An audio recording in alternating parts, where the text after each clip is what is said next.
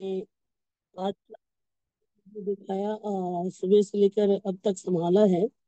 और काफी समय से आप लोगों के बीच में ऐसा परमेश्वर के अनुग्रह से और आप लोग के कलीसिया के द्वारा ऐसा बोलने का मौका, प्रभु की सेवा करने का मौका आप लोगों ने दिया है। इसके लिए मैं विशेषकर धन्यवाद करता हूँ। और हम अब्राहम के विषय में जो है पिछले दिनों में हम काफी सारे बातों को अध्ययन किए हैं। आज भी हम पांच छह बातों को अध्ययन करेंगे। मेरे साथ निकालिए उत्पत्ति 15 अध्याय का 1 से लेके 3 आयत तक हम पहले पढ़ेंगे। उत्पत्ति 15 अध्याय का 1 से 3 आयत तक। इन बातों के पश्चात यहोवा का यह वचन दर्शन में अब्राहम के पास पहुंचा। हे अब्राहम, मत डर, तेरी ढाल और तेरा अत्यंत बड़ा प्रतिफल मैं हूँ। अब्राहम ने कहा, हे प्रभु यहोवा, मैं तो निर्वंश हूँ और मेरे घर का वारिस यह दामिक वासी एलियाजर होगा, अतः तू मुझे क्या देगा? और अब्राहम ने कहा, मुझे तो तूने वंश नहीं दिया, और क्या देखता हूँ कि मेरे घर में उत्पन्न हुआ एक जन मेरा वारिस होगा। यहाँ पे विशेषकर अब्राहम का जो आ, दिल का बात है, यहाँ पे हम देख सकते हैं। लेकिन उससे पहले परमेश्वर ने फिर एक बार दर्शन दिया अपने वचन के द्वारा। और यहाँ पे कहता है, जैसा कि हम पढ़ते हैं, तो कहता है कि हे अब्राहम, मत डर, तेरी ढाल और तेरा अत्यंत बड़ा प्रतिफल मैं हूँ। यहाँ पे परमेश्वर स्पष्ट यहाँ पे तीन बातें कहता है, मत डर। मेरे प्रियो, अब्राहम के जीवन में जो है कुछ न कुछ उसके मन में या हृदय में डर था। और इसी कारण परमेश्वर कहता है कि मत डर। और हम लोग के जीवन में भी अलग अलग प्रकार का डर है ना।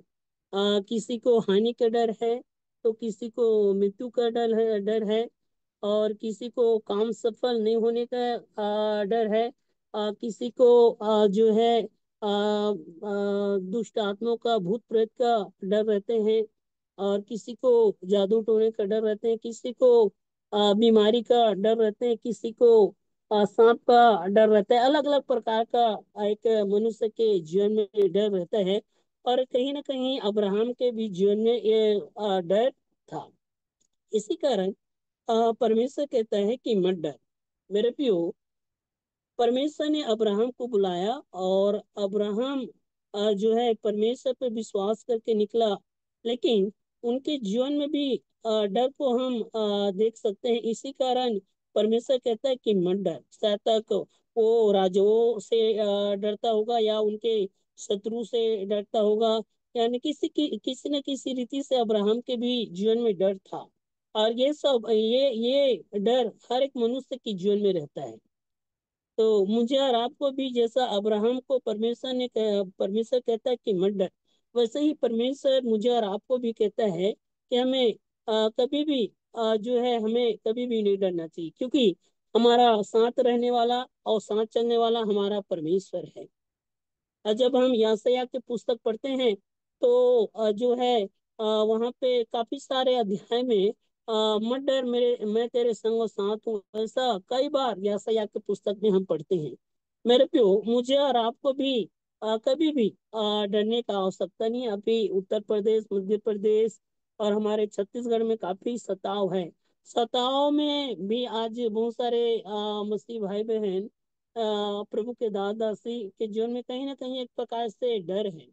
और डर के कारण जैसा सेवा होना चाहिए वैसा सेवा नहीं हो पा रहा है। लेकिन मुझे और आपको डरने का आवश्यकता नहीं है। हमारा परमेश्वर जो है हमारी ढाल है। जैसा यहाँ पे कहता है कि मत डर, तेरी ढाल और तेरा अत्यंत बड़ा प्रतिफल मैं हूँ। परमेश्वर यहाँ पे विशेषकर तीन बातें कहता है, मत डर, मैं तेरा ढाल और तेरा प्रतिफल मैं हूँ। मतलब शत्रुओं से बचाने वाला हमारा परमेश्वर एक ढाल के समान, और प्रतिफल देने वाला हमारा परमेश्वर है। जो कुछ हम प्रभु के लिए दुख सहते हैं या दुख उठाते हैं, या प्रभु की इच्छा को हम पूरा करते हैं दुख उठाते हुए, उसका प्रतिफल हमारा परमेश्वर देने वाला है। इसलिए हमें डरने का आवश्यकता नहीं है। इस बातों को हमें जो है मन में, हृदय में अपने रखना है कि हमारा परमेश्वर हमारा रक्षक है, हमारा बचाने वाला है, हमारा ढाल है।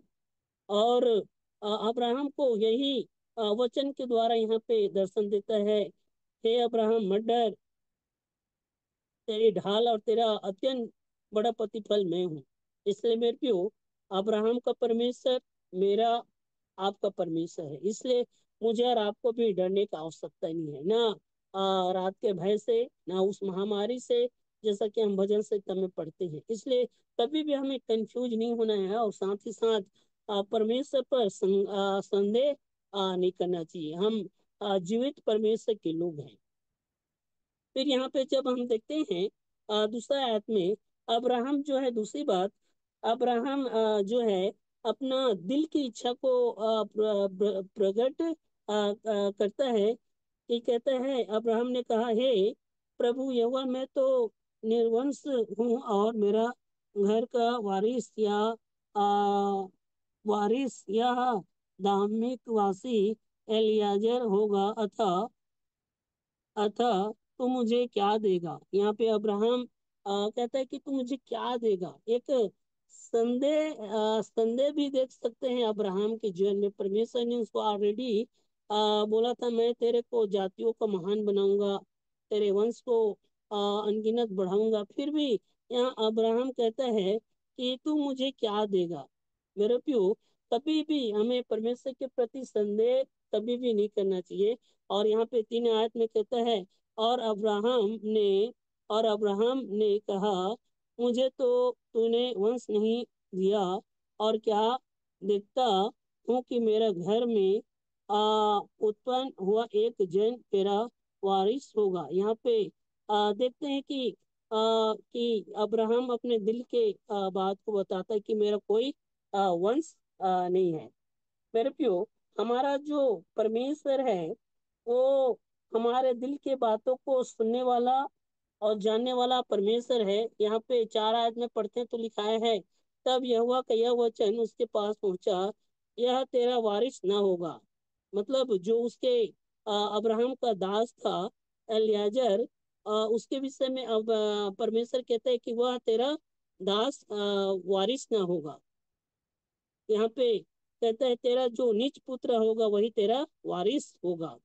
मेरे प्यो, हमारा परमेश्वर सच्चा है और विश्वास योग्य परमेश्वर है।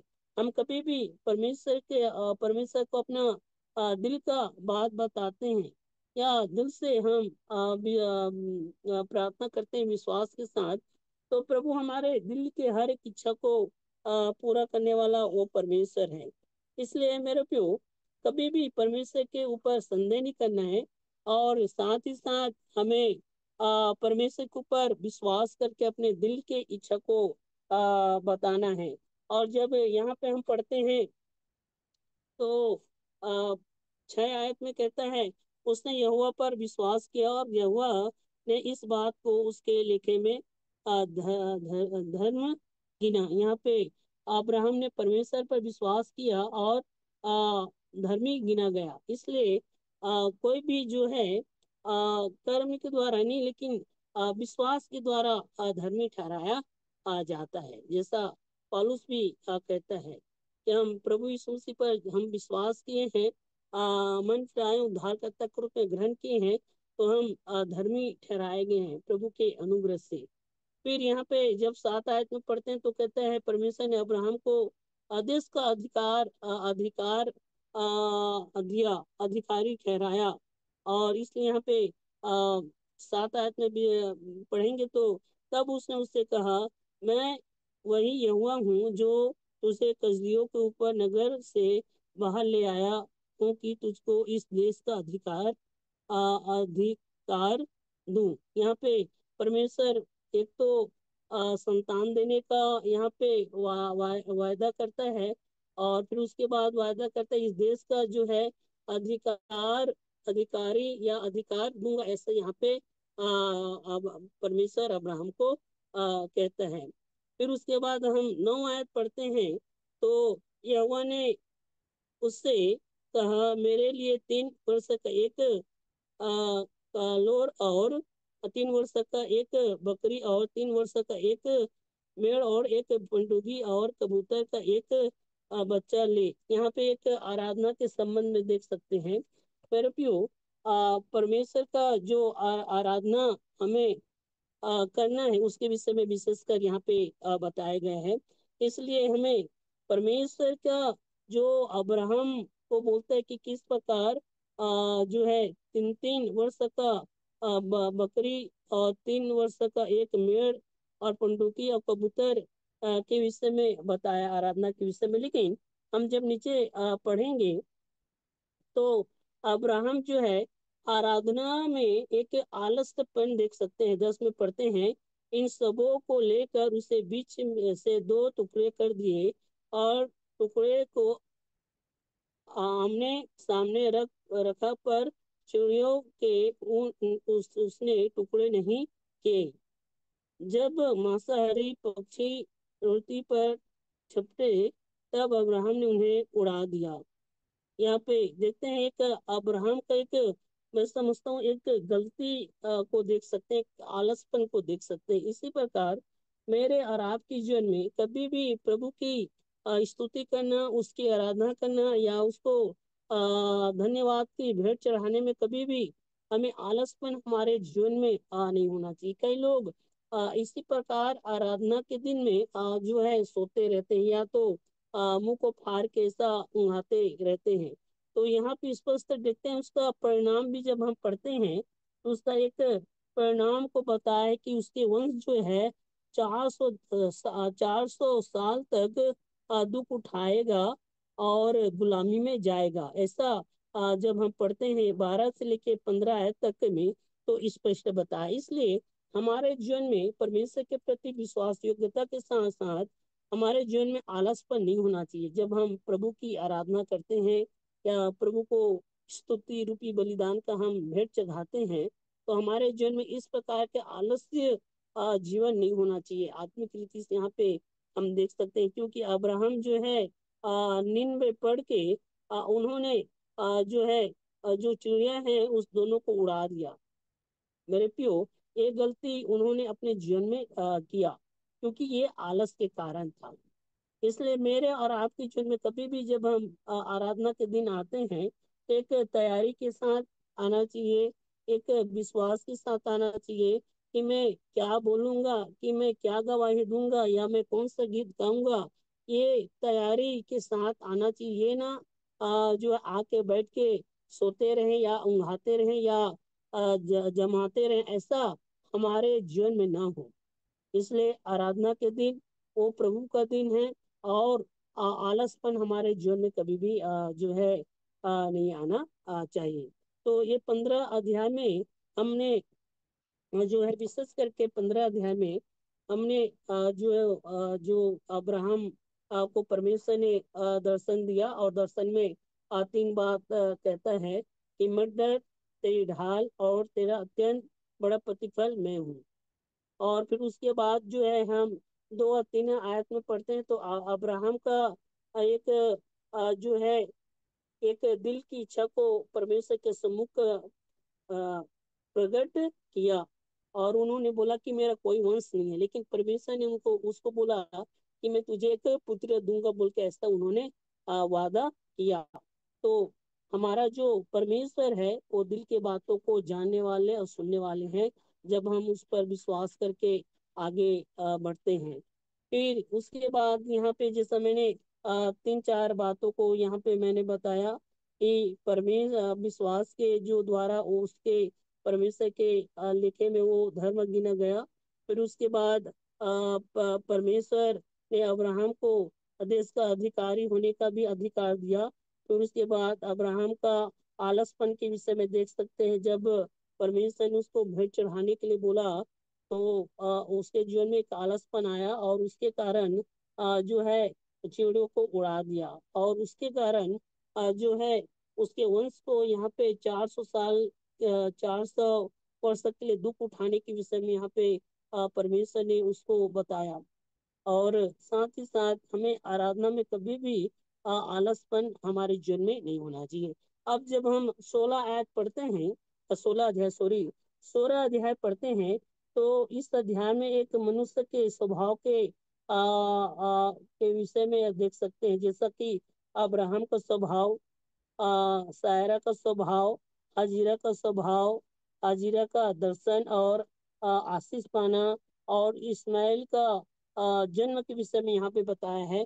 तो यहाँ पे विशेषकर हम देखते हैं, तो यहाँ पे पढ़ेंगे, तो अब्राहम की पत्नी सारा के कोई संतान न थी, उसके हाजिरा नामक की एक मिस्री दासी थी।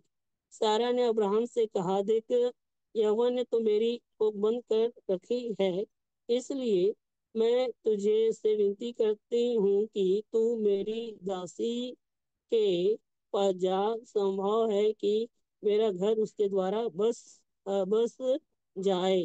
सारा की यह बात अब्राहम ने मान ली। देखिए, हम जैसा कि 12 से 15 अध्याय तक पढ़ते हैं, और इस 15 अध्याय में भी अभी हम पढ़े हैं, तो परमेश्वर स्पष्ट कहता है कि मैं तुझे एक पुत्र दूंगा, और तेरा निज पुत्र के द्वारा तेरा वंश बढ़ेगा। फिर भी अब्राहम यहाँ पे अपनी पत्नी के बातों में आके वो अपने उसकी दासी के साथ जो है शादी किया, ऐसा हम समझ सकते हैं। और इसलिए यहाँ पे सारा के भी स्वभाव को देखते हैं, और अब्राहम का भी। और उन्होंने क्या किया, उन्होंने शादी किया, और शादी करने के बाद जो है हाजिरा गर्भवती हुई। तो हाजिरा के स्वभाव को देखते हैं, जब वो 4 आयत पढ़ेंगे, वह हाजिरा के पास गया, वह गर्भवती हुई। जब उसने जाना कि वह गर्भवती है, तब अपनी स्वामिनी को तुच्छ दृष्टि से देखने लगा। देखिए, उसको अब्राहम के साथ उसकी हाजिरा का शादी हुआ, और उसके द्वारा जो है वो गर्भवती हुई, लेकिन अपने स्वामिनी को ही हाजिरा क्या समझ रही है, तुच्छ समझ रही है। ऐसा स्वभाव एक प्रभु के लोगों को, या प्रभु के दासों के जीवन में ऐसा स्वभाव कभी भी नहीं होना चाहिए, बल्कि उसके प्रति धन्यवादी होना चाहिए। तो यहाँ पे हाजिरा के भी स्वभाव को देखते हैं कि वो उसके पेट में बच्चा हुआ, तो वो कैसा घमंड से भर गया, और अपने जो है स्वामिनी को एक तुच्छ दृष्टि से देखने लगा। लेकिन जब हम ये 5 आयत और 6 आयत पढ़ेंगे, तो यहाँ पे तब सारा ने अब्राहम से कहा, जो मुझ पर उपद्रव हुआ वह तेरे ही सिर पर हो। मैंने तो अपनी दासी को तेरी तेरी पत्नी कर दिया, पर जब उसने जाना कि वह गर्भवती है, तब वह मुझे तुच्छ समझने लगी। इसलिए यहोवा मेरे और तेरे बीच में न्याय करे। अब्राहम ने सारा से कहा, देख, तेरी दासी तेरे वश में है, जैसा जैसा जैसा तू तुझे भला लगे वैसा ही उसके साथ कर। यहाँ पे अब्राहम का भी एक प्रकार से हम जो उसके स्वभाव के विषय में देखते हैं। एक तो उन्होंने सारा को बोला कि जैसा तू चाहती वैसा कर, पहले आयत में, दूसरे आयत में पढ़ते हैं। और यहाँ पे 6वीं आयत में भी पढ़ते हैं, जैसा तू चाहती है वैसा कर। अब वो क्या करने लगी, उसको दुख देने लगी। इस कारण यहाँ पे सारा के भी स्वभाव वो दिखते हैं। पहला क्या बोलती है वो, कि उसके पास जा, ताकि उससे मेरा वंश चले। फिर उसके बाद उसकी हाजिरा जो दासनी थी, उसके मन में घमंड आया, घमंड के कारण वो अपने स्वामी को तुच्छ समझने लगी। अब तुच्छ समझने लगी, तो फिर अब्राहम को सारा बोलती है कि यह मेरे साथ उपद्रव कर रही है। अब्राहम क्या बोलता है, जैसा तेरे मन में तेरा दासी है वैसा तेरे वश में है। यहाँ पे मैं समझता हूँ ये अब्राहम को एक अच्छा निर्णय यहाँ पे लेना था, लेकिन वो नहीं ले पाया, और उसको यहाँ पे सारा जो है उसको दुख देने लगी, ऐसा यहाँ पे लिखा है।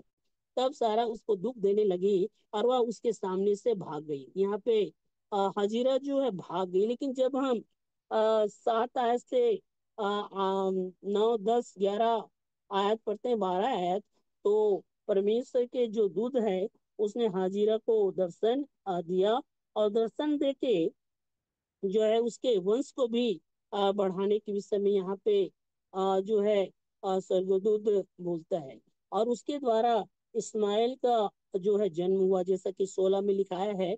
जब हाजिरा ने अब्राहम के द्वारा इस्माइल को जन्म दिया, उस समय अब्राहम 86 वर्ष का था। मेरे प्रियो, यहाँ हम देखते हैं कि एक जाति यहाँ से उत्पन्न हो गया। मेरे प्रियो, यहाँ पे एक अब्राहम का स्वभाव, एक हाजिरा का स्वभाव, और यहाँ पे एक सारा का स्वभाव को हम देख सकते हैं।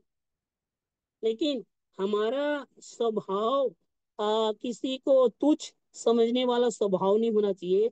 हमारा स्वभाव किसी को दुख पहुंचाने वाला स्वभाव नहीं होना चाहिए। और हमारा स्वभाव कभी भी कंफ्यूज होने वाला स्वभाव नहीं होना चाहिए। इसलिए मैं जो इस बातों को हम यहाँ पे देख सकते हैं, अध्ययन कर सकते हैं। फिर उसके बाद हम जब 17 अध्याय पढ़ते हैं, तो 17 अध्याय में भी एक परमेश्वर का एक इच्छा अब्राहम और उसके वंश के विषय में है। जैसा कि यहाँ पे देखते हैं, 17 आयत पढ़ेंगे, 17 का 1 से लेके 3 आयत तक। तो जब अब्राहम 99 वर्ष तक का हो गया, तब यहोवा ने उसको दर्शन देकर कहा, मैं सर्वशक्तिमान ईश्वर हूँ, मेरी उपस्थिति में चल और सिद्ध हो जा। यहाँ पे स्पष्ट कहता है कि मैं सर्वशक्तिमान परमेश्वर हूँ। यहाँ पे अब्राहम 99 वर्ष तक का है। उससे पहले वो 86 वर्ष तक का था, लेकिन यहाँ पे वो 99 वर्ष तक का है। और कहता है, तब यहोवा ने उसको दर्शन दे के कहा, मैं सर्वशक्तिमान ईश्वर हूँ, मेरी उपस्थिति में चल। मेरे प्रियो, परमेश्वर की उपस्थिति में चलना बहुत जरूरी है। परमेश्वर की अगुवाई, परमेश्वर के जो है अगुवाई के अनुसार जीवन जीना बहुत जरूरी है। और जो कोई परमेश्वर के अगुवाई में जीवन जीता है, उसकी उपस्थिति में जीवन जीता है, वो सही मार्ग में चलता है, कभी भी गलत मार्ग में नहीं चलता। इसलिए परमेश्वर फिर उसको दर्शन दे के कहता है कि मैं सर्वशक्तिमान ईश्वर हूँ। मतलब परमेश्वर से सब कुछ हो सकता है। इसलिए परमेश्वर के प्रति विश्वास योग्य होना चाहिए, और कभी भी परमेश्वर पर संदेह करके गलती नहीं करना चाहिए। इसलिए परमेश्वर यहाँ पे दर्शन देके कहता है कि मैं सर्वशक्तिमान ईश्वर हूँ, और मेरी उपस्थिति में चल, और मैं और चल और तुझे सिद्ध होता जा, और सिद्ध होता जा। यहाँ पे सिद्ध होता जा लिखाया है। मेरे प्रियो, अब्राहम को भी परिपक्व होना है, जो है आत्मिकता, पवित्रता, सिद्धता में। इसलिए यहाँ पे परमेश्वर उसको दर्शन दे के कहता है कि मेरे उपस्थिति में चल और सिद्ध होता जा। मुझे और आपको भी, हमको यहाँ भी संसार में, शरीर में जीवन जीते हैं, तो कोई भी परफेक्ट नहीं है। हमारे जीवन में भी कमी घटी या नाना प्रकार के कुछ अच्छाई भी रहता है, कुछ बुराई भी रहता है। लेकिन हमें परमेश्वर की ओर देख के ताकते हुए उसकी उपस्थिति में चलना चाहिए, और हमें दिन प्रतिदिन सिद्धता की ओर हमें आगे बढ़ना चाहिए। इसलिए हमारे प्रार्थना में भी ये होना चाहिए कि प्रभु, मैं आपकी उपस्थिति में चल सकूं, प्रभु मैं सिद्धता की ओर आगे बढ़ सकूं। ऐसा हमारे जीवन में एक ख्वाहिश और आशा होना चाहिए, ताकि हम परमेश्वर की दृष्टि में एक अच्छा उसके बेटी बेटा, एक अच्छा उसके दास दासी हम जो है उसकी दृष्टि में बन सके। तो यहाँ पे देखते हैं जो परमेश्वर का जो इच्छा था कि अब्राहम और उसके वंश जो है परमेश्वर की उपस्थिति में चले और सिद्धता में आगे बढ़े। और उसके साथ साथ जो है यहाँ पे परमेश्वर अपने इच्छा को भी प्रकट करता है, अब्राहम परमेश्वर के उपस्थिति में चलने और सिद्ध होता जाए। और खतने के बारे में भी देख सकते हैं, जब हम यहाँ पे पढ़ते हैं, तो 2 आयत में लिखाया है, मैं तेरे साथ वाचा मैं तेरे साथ वाचा बांधूंगा और तेरे वंश को अत्यंत ही बढ़ाऊंगा। तब अब्राहम मुंह के बल गिरा, और परमेश्वर परमेश्वर उससे यो बातें करता गया, देख मेरी वाचा तेरे साथ बांधी रहे, इसलिए तू जातियों के समूह का मूल पिता हो जाएगा। इसलिए अब से तेरा नाम अब्राहम अब राम न रहेगा, परंतु तेरा नाम अब्राहम होगा, क्योंकि मैंने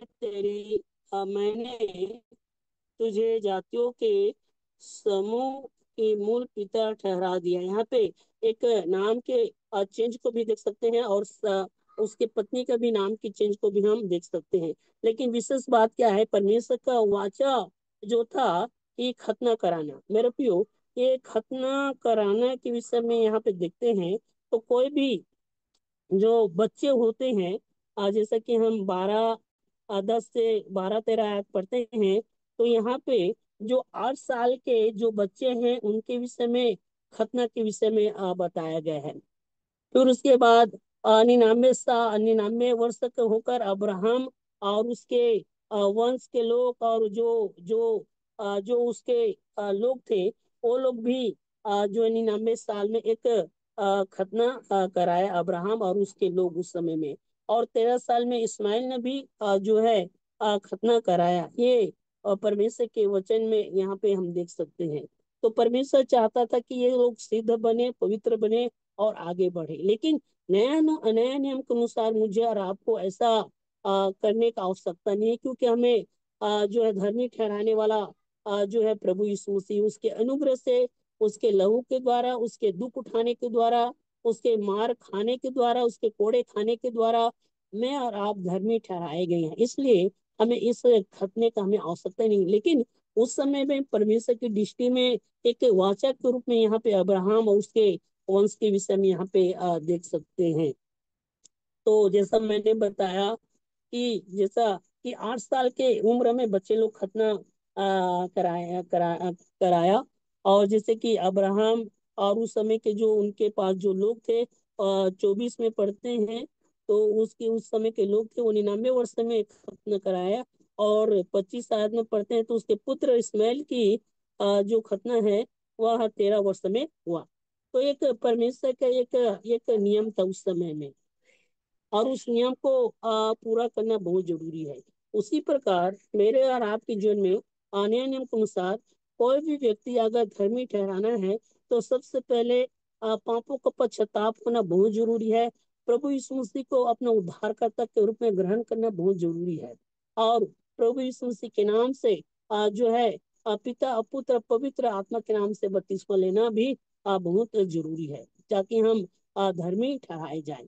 इसलिए प्रियो, यहाँ पे परमेश्वर अपने इच्छा को प्रकट करता है, एक वाचा को यहाँ पे पालन करने के लिए यहाँ पे करता है, और कहता है कि मेरी उपस्थिति में चल। और यहाँ पे जब हम पढ़ते हैं, तो मेरी उपस्थिति में चल और सिद्ध होता जा। तो इसलिए मुझे और आपको भी परमेश्वर की उपस्थिति में चलना है, और सिद्ध होते जाना है।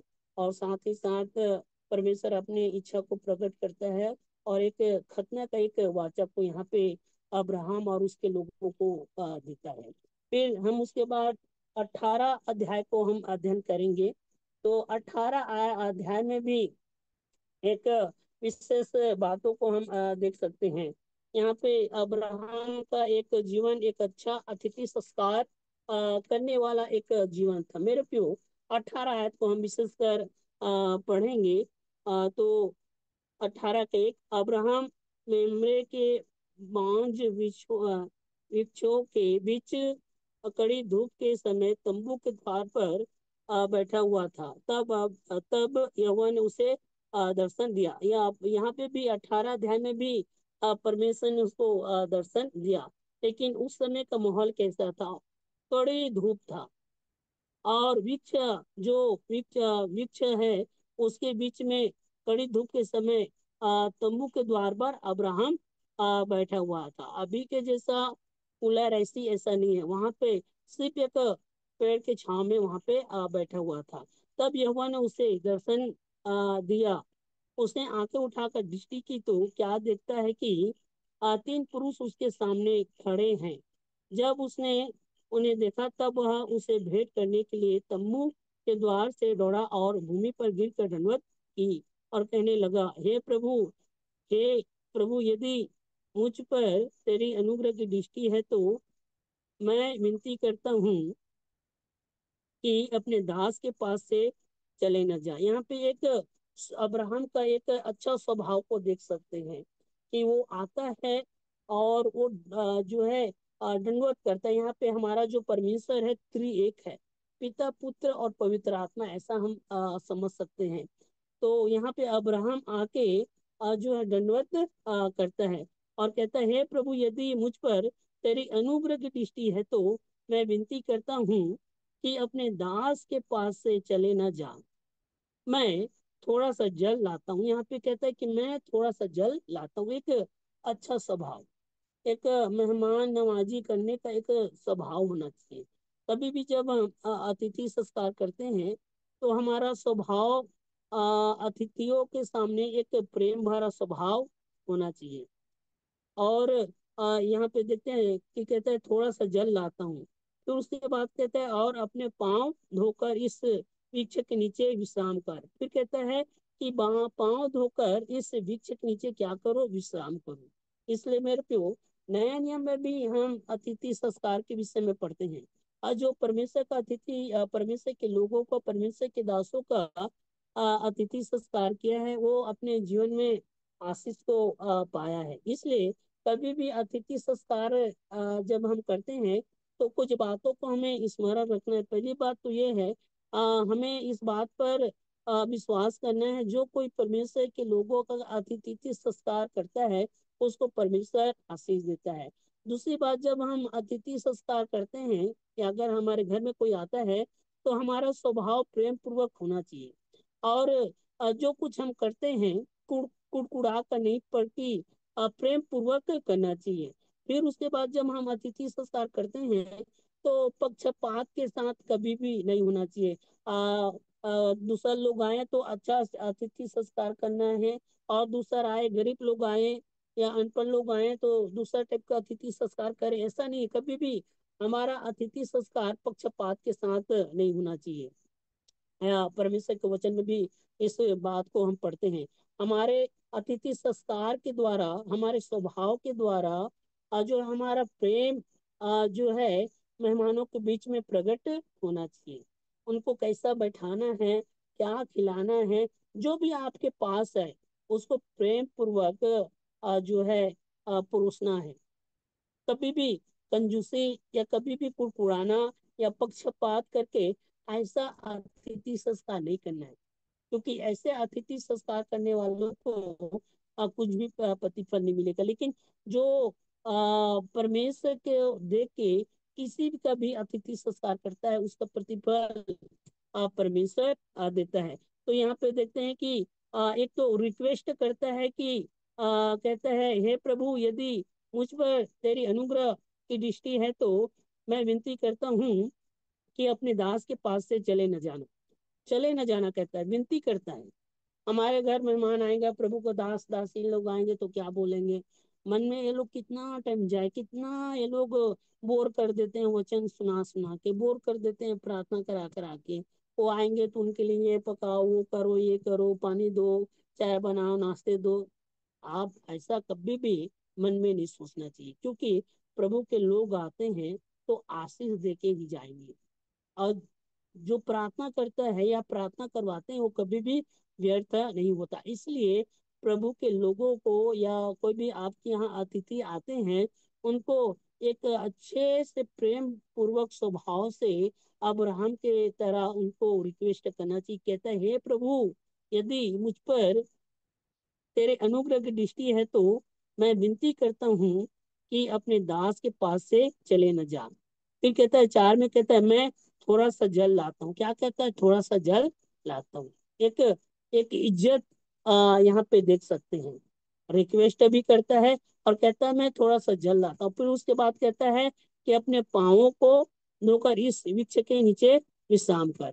पुराने जमाने में अभी भी हम लोग के साइड में हम किसी के यहाँ जाते हैं ना, जो रिवाज है, पहले हाथ पांव धोने के लिए देते थे, फिर उसके बाद पानी लाते हैं, फिर उसके बाद जो भी नाश्ता है उसको लाते हैं।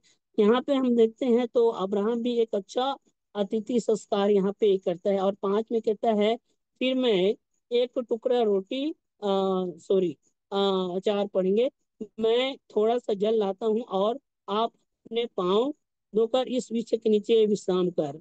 फिर मैं एक टुकड़ा रोटी ले आऊंगा। क्या कहता है, फिर मैं एक टुकड़ा रोटी ले आऊंगा। देखिए किस प्रकार यहाँ पे अब्राहम जो अतिथि संस्कार कर रहे हैं। और पेस्ट करता है रुकने के लिए, फिर पानी लाता है, फिर पानी को देकर कहता है कि अपने पाँव धो और इस वृक्ष के नीचे बैठो, विश्राम करो। फिर कहता है मैं थोड़ा सा क्या लाता हूँ, एक टुकड़ा रोटी ले आऊं। ऐसा अतिथि सत्कार यहाँ पे देख सकते हैं। और फिर कहता है, और उसे आप अपने अपने अपने जीव को तृप्त करें, तब उसके पश्चात आगे बढ़े, क्योंकि आप अपने दास के पास इसीलिए पधारे हैं। उन्होंने कहा, जैसा तू कहता है वैसे ही कर। तब अब्राहम तुरंत तम्बू में सारा के पास गया और कहा, 3 अंश मैदा और जल्दी से गूंदा हुआ फुलके बना। यहाँ पे देखते हैं किस प्रकार वो एक एक एक अच्छा भोजन वस्तु यहाँ पे वो बनाने के लिए यहाँ पे कहता है। फिर कहता है, फिर अब्राहम गाय का बैल के झुंड में से दौड़ा और एक कोमल और अच्छा बछड़ा लेकर अपने सेवक को दिया। एक यहाँ पे अब्राहम चुन कर एक अच्छा बछड़ा, एक अच्छा कोमल। कभी भी हम प्रभु के दास को या प्रभु के लिए कुछ करते हैं तो उत्तम चीज देना चाहिए। ये नहीं है मेरे पास पड़ा है बेकार तो उसको दे दूं, ये थोड़ा सा खराब है तो चलो प्रभु के लोग को दे देता हूँ, बनवा के पहले गया, या कुछ भी ऐसा ना करे मेरे प्यो। उत्तम चीज प्रभु को देना चाहिए, प्रथम चीज प्रभु को देना चाहिए। प्रभु के लोगों को ये करना चाहिए। और यहाँ पे अब्राहम जो है कैसा मैदा मैदा का 3 अंश मैदा जल्दी से गूंद और फुलके बना। फिर कहता है, गाय बैल के झुंड में से दौड़कर एक कोमल अच्छा बछड़ा लेकर अपने सेवक को दिया और उसने जल्दी से उसे पकाया। तब उसने दूध और दही और बछड़े का मांस जो उसने पकवाया था लेकर उनके आगे परोसा दिया। और आप वृक्ष तले उनके पास खड़ा रहा और वे खाने लगे। अब्राहम देखते हैं कि किस प्रकार भोजन बनवाया और परोसा गया और वो लोग खा रहे हैं, और अब्राहम कैसा खड़ा हुआ है। एक इज्जत यहाँ पे देखते हैं प्रभु के लोगों को, प्रभु के जो लोग हैं, जो दिल लोग गए हैं, उनको कैसा इज्जत दे रहे हैं। ये एक विश्वासी के जीवन में एक स्वभाव होना चाहिए। कभी भी आपके यहाँ या मेरे यहाँ आते तो हमारे जीवन में कभी भी नहीं होना चाहिए हमें ये समझ के अतिथि संस्कार करना है कि परमेश्वर के वचन में लिखा गया है, परमेश्वर के लोगों ने किया है और इसके द्वारा आशीष भी पाया है। ऐसा सोच के हमें प्रेम पूर्वक अतिथि संस्कार करना चाहिए। कभी भी कुड़कुड़ाना नहीं चाहिए, कभी भी पक्षपात नहीं करना चाहिए। हमारे हाव भाव, हमारे स्वभाव, हमारे मेहमान के बीच में एक प्रेम भरा होना चाहिए। इसे प्रभु सहायता करे। फिर उसके बाद हम पढ़ते हैं तो लिखाया है, उन्हें उससे पूछा, तेरी पत्नी सारा कहाँ है? उसने कहा, वह तो तम्बू में है। उसने कहा, मैं वसंत ऋतु में निश्चय तेरे पास फिर आऊंगा और तेरी पत्नी सारा के एक पुत्र उत्पन्न होगा। देखिए अतिथि संस्कार करने के द्वारा कैसा उसको आशीष मिला। और जब हम इब्रानियों 13 के 2 पढ़ते हैं तो वहां पे लिखाया है कि अतिथि सत्कार करने के द्वारा जो है पुत्र जन्मी। और भी बाइबल में हम पढ़ते हैं तो हम एलिसा के विषय में पढ़ते हैं तो वहां पे एक जो स्त्री थी वो प्रभु के दास के लिए जो आना जाना करती थी तो उसके लिए एक कमरा, कुर्सी, खाने का मेज ऐसा तैयार की, और उसके द्वारा उसका कोई पुत्र नहीं था तो उसका पुत्र भी हुआ। और साथ ही साथ उसका पुत्र मर गया था तो एलिसा ने उसको जीवित किया। हाँ एलिसा सहायता के लिए है। तो यहाँ पे देखते हैं कि किस प्रकार अतिथि संस्कार करने के द्वारा प्रभु के दासों के अतिथि संस्कार करने के द्वारा एक जीवन में आशीष मिलता है और प्रतिफल मिलता है। यहाँ पे हम देख सकते हैं। और जैसा कि पहला तीमुथियुस पढ़ेंगे, पहला तीमुथियुस 3 का 12, तो यहाँ पे लिखा है 3 के 12 में, आ, सेवक है कि पत्नी के पति हो और बाल बच्चे और घराने का अच्छा प्रबंध करता हो। सॉरी, 3 का 12।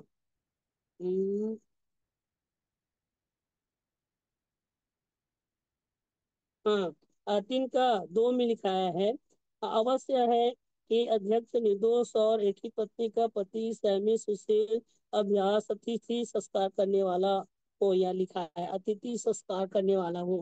फिर उसके बाद हम मती रचि सुषमाचार पढ़ेंगे, 10 अध्याय का 42 आयत।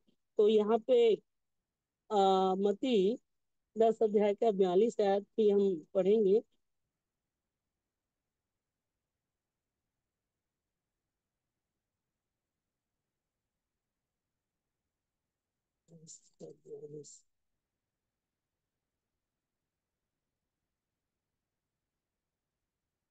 ब्रदर 10 का 42 है ना मतलब।